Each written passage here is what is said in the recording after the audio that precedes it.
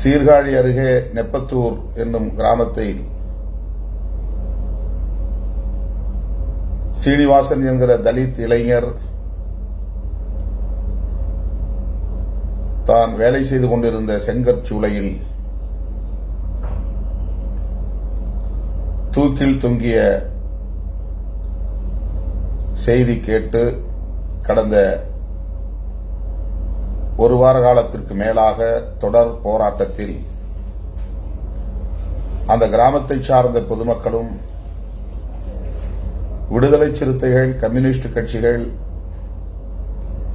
மார்க்சிய லெனினிய அமைப்புகள் உள்ளிட்ட ஏராளமான ஜனநாயக சக்திகள் ஒருங்கிணைந்து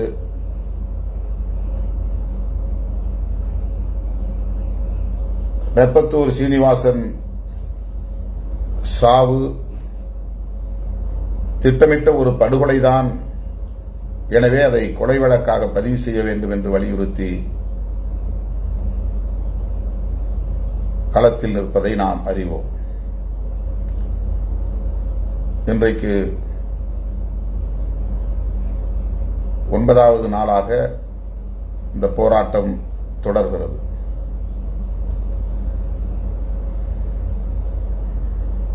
விடுதலை சிறுத்தைகள், கம்யூனிஸ்ட் கட்சிகள், மார்க்சிய லெனினிய அமைப்புகள்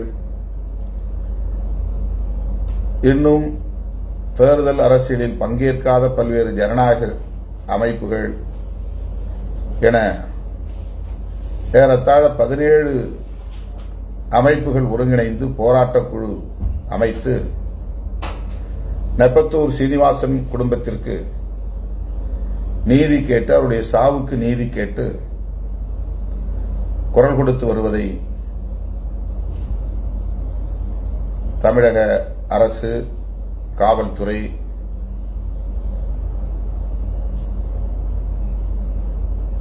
அலட்சியப்படுத்தி வருகிறது.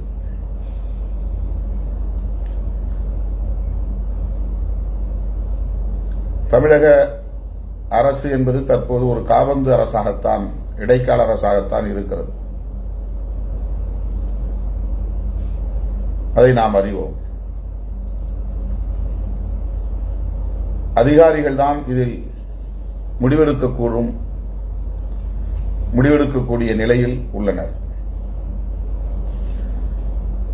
இந்த நிலையில் நாளை மாவட்ட ஆட்சியர் அலுவலகத்தை முற்றுகையிடும் போராட்டம் அறிவிக்கப்பட்டிருக்கிறது. போராட்டக் குழுவின் சார்பில்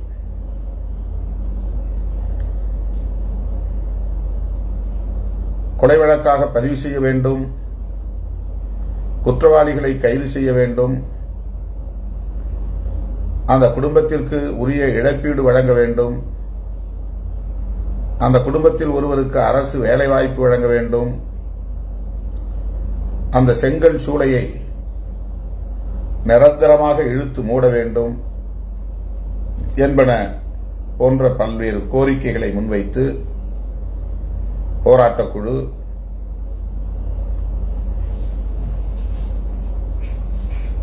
வெகுமக்களை அணிதிரட்டி தொடர்ச்சியாக போராடி வருகிறது. இந்த நிலையில் நேற்று விடுதலை சிறுத்தைகள் திருவாளி என்கிற இடத்தில் ஒரு டெலிபோன் டவர் அல்லது செல்போன் டவரில் ஏறி கொலை வழக்காக பதிவு செய்யும் வரை கீழிறங்க மாட்டோம், கொலை வழக்காக பதிவு செய்ய தவறினால் கீழே குதித்து தற்கொலை செய்து கொள்வோம் என்று போராடிய நிலையையும் பார்த்தோம். என் உயிரின் உயிரான விடுதலை சிறுத்தைகளுக்கு நான் விடுக்கிற வேண்டுகோள், போராட்ட குழு ஒரு முடிவெடுத்து போராட்டங்களை அறிவிக்கிற போது அதற்கு முழுமையான ஒத்துழைப்பை நாம் நல்க வேண்டும். போராட்டக் குழுவினர் எடுக்கிற முடிவுக்கு முழுமையாக நாம் கட்டுப்பட வேண்டும். போராட்டக் குழுவினரின் வழிகாட்டுதலின்படி நாம் செயல்பட வேண்டும், ஒத்துழைக்க வேண்டும். போராட்டக் குழுவில் இருந்து கொண்டே தனிப்பட்ட முறையில் டவரில் ஏறி தற்கொலை செய்து கொள்வோம் என்று போராட்டத்தை நடத்துவது போராட்டக் குழுவின் நோக்கங்களை சிதைப்பதாக அமைந்துவிடும். எனவே அருமை தோழர்கள், என் உயிரின் உயிரான விடுதலை சிறுத்தைகள்,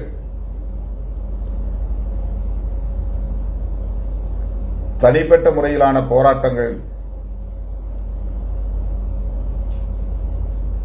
இனி வேண்டாம். அதை முன்னெடுப்பது போராட்டக் குழுவுக்கு இடையூறாக அமைந்துவிடும் என்பதை சுட்டிக்காட்ட விழைகிறேன். போராட்டத்தில் நியாயம் இருக்கிறது, கோரிக்கையில் நியாயம் இருக்கிறது. நாம் போராடித்தான் ஆக வேண்டும். போராட்டங்களின் ஊடாகத்தான் நம்முடைய கோரிக்கைகளை வென்றெடுக்க முடியும். என்றாலும் கூட ஒரு போராட்டக் குழுவிலே நாம் இணைந்து செயல்படுகிற போது போராட்டக் குழுவினரின் வழிகாட்டுதலின்படி செயல்படுவதே போராட்டத்தின் நோக்கம் வெற்றி பெறுவதற்கு வழிவகுக்கும். தற்கொலை முயற்சி போன்ற போராட்டங்களில் ஒருபோதும் ஈடுபடக்கூடாது. அது ஒரு கேலிக்கூத்தாகவும் அமைந்துவிடும்.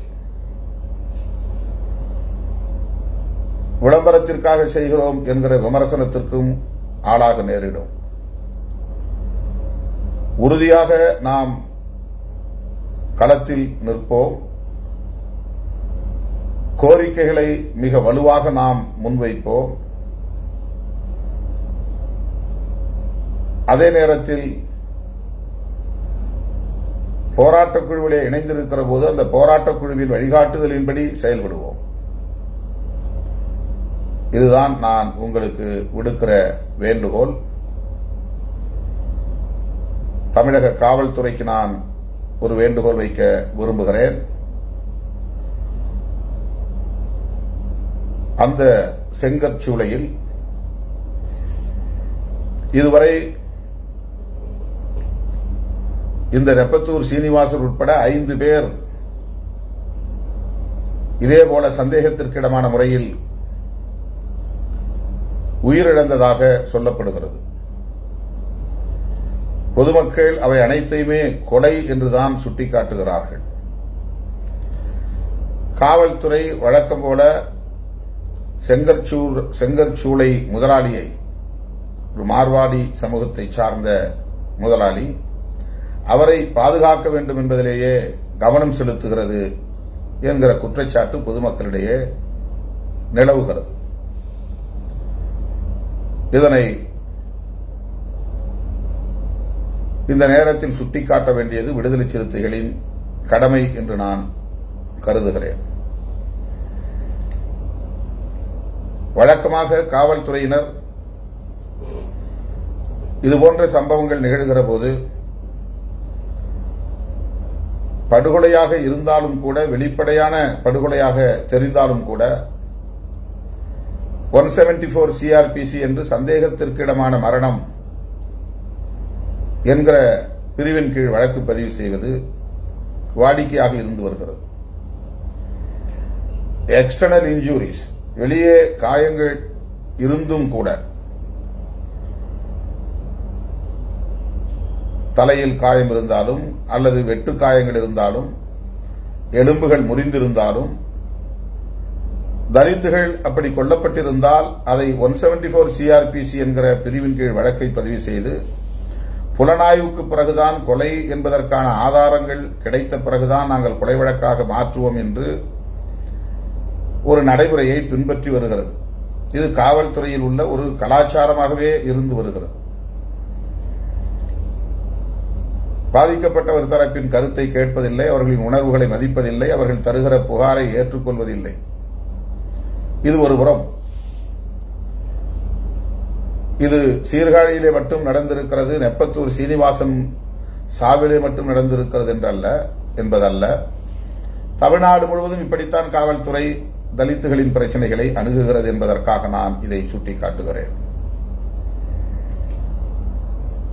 ஏன் அந்த செங்கற்சூளையில் தொடர்ந்து 4-5 பேர் சாகும் நிலை ஏற்படுகிறது? காவல்துறையின் வாதத்தின்படி நாம் ஏற்றுக்கொண்டால் கூட 4-5 பேர் தற்கொலை செய்து கொள்ளும் அளவுக்கு அங்கே என்ன நிலை இருக்கிறது என்பதை ஆய்வு செய்ய வேண்டாமா? இந்த சாவு 5வது சாவு அல்லது 4வது சாவு என்று வைத்துக் கொண்டால் கூட 4 பேர் அல்லது 5 பேர் தொடர்ந்து தற்கொலை செய்து கொள்ளும் அளவுக்கு ஒரு செங்கற்சூளை நிறுவனம் செயல்படுகிறது என்றால் அந்த செங்கற்சூளையை இழுத்து மூட வேண்டாமா? தற்கொலை செய்து கொள்வதற்கும் அந்த நிறுவனம் காரணமாகத்தானே இருந்திருக்கிறது. குடும்ப பிரச்சனைகளின் காரணமாக ஒரு தொழிலாளி தற்கொலை செய்து கொள்ள நேர்ந்தானா அவன் செங்கற்சூளை பகுதிக்குள்ளே ஏன் செய்ய வேண்டும்? எனவே இது தற்கொலையா கொலையா என்கிற கேள்விக்கு விடை தேடும் ஒரு கட்டத்தில் களத்தில் நாம் நின்று கொண்டிருக்கிறோம். காவல்துறை எங்களுடைய போராட்டங்களுக்கு பணிந்துவிடும் என்று நாங்கள் கருதவில்லை. நாங்கள் போராடுகிறோம் என்பதற்காகவே கூட பிடிவாதம் செய்யும் போக்கு தலித் மக்களின் பிரச்சனைகளில் காவல்துறையிடம் மேலோங்குவது வழக்கமான ஒன்று. நீங்கள் சொல்லி நீங்கள் போராடி நாங்கள் எங்கள் நிலைப்பாட்டை மாற்றிக்கொள்ள வேண்டுமா? உங்கள் போராட்டங்களுக்கு நாங்கள் பணிந்துவிட முடியுமா என்கிற ஒரு இருமாப்பு காவல்துறைக்கு எப்போதும் உண்டுதான். அதை நாம் அறிவோம்.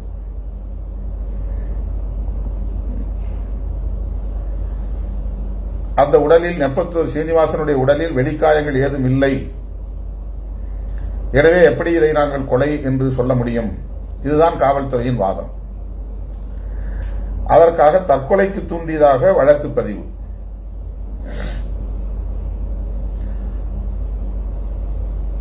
தற்கொலைக்கு முயற்சிக்கிறவன் மிகவும் தாழ்ந்த பகுதியில், உயரம் குறைவான ஒரு பகுதியிலே தூக்கு மாட்டிக்கொண்டு கால்கள் தரையிலே தட்டும் அளவுக்கு தற்கொலை செய்து கொள்ள வாய்ப்பில்லை. அங்கே உள்ள மரங்களில் அவன் போய் தொங்கி இருக்கலாம். கொஞ்சம் உயரமான இடத்தில் தூக்கு மாட்டி இருக்கலாம். வழக்கமாக அப்படித்தான் செய்ய முடியும். கால்கள் இரண்டும் முட்டிக்கால் வரையில் தரையில் தட்டுகிற நிலை இருப்பதை பார்க்க முடிகிறது. சரி, போஸ்ட்மார்ட்டம் செய்ய முன்வந்த நிலையில் அந்த அறிக்கை வந்ததும் 302 என்கிற கொலை வழக்கில் நாங்கள் பதிவு செய்கிறோம், கொலை செய்ததற்கான ஆதாரங்கள் இருந்தால் என்று காவல்துறையினர் சொன்னார்கள். அந்த அறிக்கை இப்போது முழுமையாக இன்னும் வரவில்லை. ஃபோரன்சிக் சயின்ஸ் டிபார்ட்மெண்ட் வட்டார தடய அறிவியல் ஆய்வகத்திற்கு அது சென்றிருக்கிறது. அந்த அறிக்கையும் வந்த பிறகுதான் ஒரு முடிவை சொல்ல முடியும் என்று காவல்துறை தற்போது வாதிடுகிறது. அங்கிருந்து வரக்கூடிய அறிக்கை என்பது நஞ்சு ஏதேனும் இருக்கிறதா என்பதை சொல்லுகிற அறிக்கை, அவ்வளவுதான். விசரா ரிப்போர்ட் என்பது உள்ளுறுப்புகளில் காயங்கள் இருந்தனவா என்று சொல்லுகிற அறிக்கை அல்ல. அது மருத்துவமனையில் ஃபோரன்சிக் மெடிசின் துறையை சார்ந்தவர்கள், போஸ்ட்மார்ட்டம் என்கிற பிணக்கூராய்வு செய்யக்கூடிய மருத்துவர்கள் பிணத்தை அறுக்கிற போதே உடலில் எங்கெங்கெல்லாம் காயங்கள் இருந்தன, காயத்தின் அளவு என்ன, காயத்தின் தன்மை என்ன, அது வெளிப்புறம் இருந்து ஏற்பட்ட காயமா, என்ன வகையான ஆயுதங்களை கொண்டு தாக்கியிருந்தால் இந்த காயம் ஏற்பட்டிருக்கும் என்றெல்லாம் கண்டறிந்து சொல்லுகிற அறிக்கை ஃபோரன்சிக் மெடிசின் என்கிற சட்டம் சார் மருத்துவம், அந்த துறையை சார்ந்த மருத்துவர்கள் தருகிற அறிக்கை, அதுதான் தரப்பட்டிருக்கிறது. அது போதுமானது. கொலையா கொலை அல்லவா என்பதை தீர்மானிப்பதற்கு சட்டம் சார்ந்த மருத்துவத்துறையை சார்ந்த மருத்துவர்கள் வழங்குகிற அறிக்கையே போதுமானது. தடய அறிவியல் துறை ஆய்வறிக்கை என்பது அவருடைய இரைப்பையில் ஏதேனும் நஞ்சு இருந்ததா அல்லது உள்ளுறுப்புகளில் சிறுநீரகத்தில் இன்னும் முக்கியமான உறுப்புகளில் நஞ்சு கலந்திருக்கிறதா என்று கண்டறிந்து சொல்லுகிற ஒரு அறிக்கை. அது ஃபோரன்சிக் சயின்சஸ், அதுதான் விசரா ரிப்போர்ட் என்று சொல்லப்படுகிறது. எனவே அந்த அறிக்கை வரும் வரையில் காத்திருக்க வேண்டும் என்கிற அவசியம் இல்லை. ஆனால் காவல்துறையினர் அந்த அறிக்கை வராததால் எங்களால் எந்த முடிவும் எடுக்க இயலாது என்று சொல்லுகிறார்கள். உண்மையில் தலித்துகளின் கோரிக்கையை ஏற்க அவர்கள் தயாராக இல்லை. சரி, இந்த நிலையில் காவல்துறைக்கு நான் ஒரு வேண்டுகோள் விடுக்க கடமைப்பட்டிருக்கிறேன். உள்ளூர் காவல்துறை அந்த செங்கற்சூளை முதலாளியின் கட்டுப்பாட்டில் இருப்பதாக சொல்லப்படுகிறது. அல்லது மாவட்ட காவல்துறை நிர்வாகம் அந்த செங்கற்சூளை முதலாளிக்கு ஆதரவாக செயல்படுகிறார்கள் என்கிற குற்றச்சாட்டு மக்களிடையே வெகுவாக நிலவுகிறது. எனவே உள்ளூர் காவல்துறை, வழக்கமான காவல்துறை இந்த வழக்கை விசாரிக்கக்கூடாது. தமிழ்நாடு காவல்துறை இந்த வழக்கை சிபிசிஐடி, கிரைம் பிரான்ச் சிஐடி விசாரணைக்கு ஆணையிட வேண்டும் என்று விடுதலை சிறுத்தைகள் கட்சி வேண்டுகோள் விடுக்கிறது. தமிழக அரசு, உள்துறை செயலாளர் மற்றும் காவல்துறை தலைமை இயக்குனர் இதில் உடனடியாக கவனம் செலுத்த வேண்டும் என்று விடுதலை சிறுத்தைகள் கட்சியின் சார்பில் நான் வேண்டுகோள் விடுக்கிறேன். அதிகாரபூர்வமாக சிபிசிஐடி விசாரணைக்கு உடனடியாக ஆணையிட வேண்டும் என்று வலியுறுத்துகிறேன். வழக்கமாக நாங்கள் தமிழ்நாடு காவல்துறையோடு முரண்பாடு ஏற்படுகிற போது மைய புலனாய்வுத்துறைக்கு இந்த வழக்கை மாற்ற வேண்டும் என்பதுதான் எங்கள் கோரிக்கையாக இருக்கும். அதாவது சிபிஐ என்கொயரி, அது மத்திய அரசின் கட்டுப்பாட்டில் உள்ள ஒரு துறை. அதன் மீது உள்ள ஒரு நம்பிக்கை, நம்பகத்தன்மை இன்னும் தேசிய அளவிலே இருக்கத்தான் செய்கிறது. உள்ளூர் காவல்துறையினர் இலகுவாக இப்படிப்பட்ட குற்றச் செயல்களில் யார் வலிமையானவர்களோ அவர்களுக்கு சாதகமாக செயல்படுகிறது என்கிற காரணத்தினால்தான் மைய புலனாய்வுத்துறையின் குற்றப்புலனாய்வு விசாரணைக்கு கோரிக்கை வைப்பதை ஒரு வாடிக்கையாக அல்லது ஒரு வழக்கமாக கொண்டிருக்கிறோம். இன்றைக்கு இந்த வழக்கை பொறுத்தவரையில் சிபிசிஐடி விசாரணைக்கு மாற்ற வேண்டும் என்று கோருவதற்கு காரணம், மாநில அரசு மைய புலனாய்வு விசாரணைக்கு பரிந்துரை செய்ய வேண்டும். இப்போது மாநில அரசு கையிலே இல்லை. ஆட்சி மாற்றம் ஏற்பட்டால் அதன் பிறகு ஒரு அரசு வந்தால்தான் அந்த அரசிடம்தான் நாம் கோரிக்கை வைக்க முடியும். மே மாதம் 2ஆம் தேதி தான் வாக்கு எண்ணிக்கை தொடங்குகிறது. அதிலே திமுக கூட்டணி வெற்றி பெற்று திமுக ஆட்சியில் அமர்வதற்கு சில நாட்கள், வாரங்கள் எடுத்துக்கொள்ளும். எனவே இப்போதைக்கு அந்த கோரிக்கை நாம் வைக்க இயலாது. இந்த நிலையில் தமிழக காவல்துறை தற்போதைக்கு சிபிசிஐடி விசாரணைக்கு ஆணையிட வேண்டும் என்று விடுதலை சிறுத்தைகள் கட்சியின் சார்பில் வேண்டுகோள் விடுக்கிறோம். ஒருவேளை ஆட்சி மாற்றம் ஏற்படுமேயானால் அதன் பின்னர் நாங்கள் இந்த விசாரணையை எப்படி வெற்றிகரமாக உண்மை குற்றவாளிகளை கண்டறிவதற்கு ஏதுவாக கொண்டு செல்ல முடியும் என்பது குறித்து முடிவு செய்வோம். தற்போதைக்கு உள்ளூர் காவல்துறை அல்லது நாகை மாவட்ட, மயிலாடுதுறை மாவட்ட காவல்துறை இதை விசாரிக்க வேண்டாம், சிபிசிஐடி விசாரணைக்கு ஆணையிட வேண்டும் என்று விடுதலை சிறுத்தைகள் கட்சியின் சார்பில் வலியுறுத்தி கேட்டுக் கொள்கிறேன். போராட்டக் குழுவினரும் குறிப்பாக விடுதலை சிறுத்தைகளும் சிபிசிஐடி விசாரணைக்கு காவல்துறை ஆணையிட முன்வருமேயானால் அந்த கோரிக்கையை நாம் ஏற்றுக்கொண்டு அல்லது அதை நாம் தற்காலிகமான ஒரு வெற்றியாக கருதி கொண்டு உடலை, நெப்பத்தூர் சீனிவாசன் உடலை நல்லடக்கம் செய்வதற்கான வேலைகளில் ஈடுபடுவோம். அது மிக முக்கியமானது. ஒரு உடல், இறந்த உடல் மரியாதைக்குரிய ஒன்று. அந்த உடலுக்குரிய மரியாதையை நாம் அளிக்க வேண்டும். 3 நாட்களுக்கு மேல் ஒரு உடல் எந்த பராமரிப்பும் இல்லாமல் இருந்தால் அந்த உடல் அழுகி நாற்றம் எடுக்க தொடங்கும். அந்த உடல் ஊதி பெருத்துவிடும். தோலெல்லாம் கழன்று விழுந்துவிடும், உருவமே மாறிப்போகும். உடலை எம்பாம் செய்வது என்று சொல்வார்கள் மருத்துவத்திலே. அப்படி செய்தால் ஒரு சில வாரங்கள் அல்லது ஒரு சில மாதங்கள் கெட்டு போகாமல் இருக்கும். நெப்பத்தூர் சீனிவாசனுடைய உடல் எம்பாம் செய்யப்பட்டிருக்கிறதா என்று தெரியவில்லை. குடலில் உள்ள அசுத்தத்தை எல்லாம் வெளியேற்றிவிட்டு உடலுக்குள் கெட்டுப்போகாமல் இருக்கக்கூடிய மருந்தை செலுத்துவார்கள். அப்படி செய்தால் உடலை எத்தனை வாரங்கள் வேண்டுமானாலும் கூட பாதுகாக்க முடியும். ஆனால் ஒரு தொழிலாளியின் உடலை அப்படியெல்லாம் அவர்கள் எம்பாம் செய்து பாதுகாப்பதற்கு, பராமரிப்பதற்கு வாய்ப்பில்லை என்றுதான் நான் கருதுகிறேன். அந்த உடலை நாம் அவமதிக்க கூடாது. இது என்னுடைய தோழமையான பணிவான வேண்டுகோள். சிறுத்தைகளுக்கும் நான் வேண்டுகோள் விடுக்கிறேன், ஒட்டுமொத்த போராட்டக் குழுவிற்கும் வேண்டுகோள் விடுக்கிறேன். போராட்டத்தை நாம் கைவிட்டு விட வேண்டாம், கோரிக்கைகளை நாம் விட்டுவிட வேண்டாம். ஆனால் நெப்பத்தூர் சீனிவாசின் உடலுக்குரிய மரியாதையை நாம் கொடுக்க வேண்டும். அந்த உடல் மேலும் நாரி போக வேண்டாம்.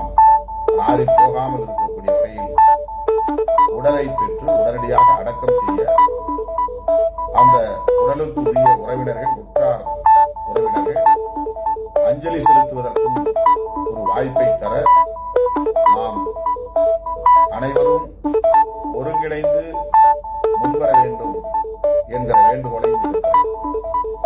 ஆக காவல்துறைக்கு ஒரு வேண்டுகோள், சிபிசிஐடி விசாரணைக்கு உடனே ஆணையிட வேண்டும். தமிழக காவல்துறையின் தலைமை இயக்குநருக்கு, உள்துறை செயலாளருக்கு இந்த வேண்டுகோளை விடுதலை சிறுத்தைகள் கட்சியின் சார்பில் நான் முன்வைக்கிறேன். விடுதலை சிறுத்தைகளுக்கும் போராட்டக் குழுவினருக்கும் நான் விடுக்கிற வேண்டுகோள், நெப்பத்தூர் சீனிவாசன் உடல் மேலும் நாறிப்போகாமல் அவருடைய உடலுக்கு உரிய மரியாதையை கொடுத்து அஞ்சலி செலுத்துவதற்கு, வீரவணக்கம் செலுத்துவதற்கு உடனே ஏற்பாடு செய்ய வேண்டும். அவருடைய உடலை நல்லடக்கம் செய்ய முன்வர வேண்டும் என்று இந்த இரண்டு வேண்டுகோளையும் நான் இந்த நேரலையின் வாயிலாக விடுக்க கடமைப்பட்டிருக்கிறேன். நெப்பத்தூர் சீனிவாசன் குடும்பத்திற்கு விடுதலை சிறுத்தைகள் கட்சியின் சார்பில் 1 லட்சம் ரூபாய் இழப்பீடு வழங்க இயக்கத் தோழர்களை நான் கேட்டுக் கொண்டிருக்கிறேன். உடனடியாக அந்த குடும்பத்திற்கு இழப்பீடு வழங்குகிற நடவடிக்கைகளை மேற்கொள்ள வேண்டும். நம்முடைய ஆறுதலுக்காக அந்த குடும்பத்திற்கு எத்தனை லட்சங்களை கொடுத்தாலும் அந்த குடும்பத்திற்கு ஈடாகாது, அந்த இழப்பீடு ஈடாகாது. நம்முடைய ஆறுதலுக்காக விடுதலை சிறுத்தைகள் கட்சியின் சார்பில் 1 லட்சம் ரூபாய் வழங்கப்படும் என்பதை தெரிவித்துக் கொள்கிறேன். மாநில அரசு சட்டப்பூர்வமாக வன்கொடுமை தடுப்பு சட்டத்தின் கீழ் வழங்க வேண்டிய இழப்பீட்டுத் தொகையை உடனே வழங்க வேண்டும். அந்த குடும்பத்தில் ஒருவருக்கு அரசு வேலைவாய்ப்பு வழங்குவதற்கு உறுதியளிக்க வேண்டும். இந்த நடவடிக்கைகளை மேற்கொள்வதற்கு அவர்களுக்கு எந்தவிதமான இடையூறும் இல்லை. சட்டப்படி செய்ய வேண்டியவற்றை உடனே செய்ய வேண்டும் என்கிற வேண்டுகோளையும் வைத்து போராட்டக் குழுவினர் இந்த வேண்டுகோளை கவனத்தில் கொண்டு பரிசீலித்து அனைத்து அமைப்புகளும் ஒருங்கிணைந்து அந்த உடலை வாங்கி நல்லடக்கம் செய்ய வேண்டும் என்று கேட்டுக்கொள்கிறேன். நன்றி, வணக்கம்.